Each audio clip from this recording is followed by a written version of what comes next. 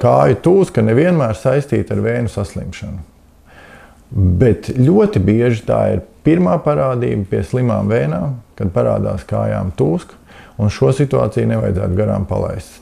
Citreiz ir cilvēkam liekais svars, un no tā vien piepamst kājas pie kaut kāda mazākas aktivitātes, mazāk pastaigāja, bija ārā karsts, mazāk padzēra ūdeni un sapampa kājas.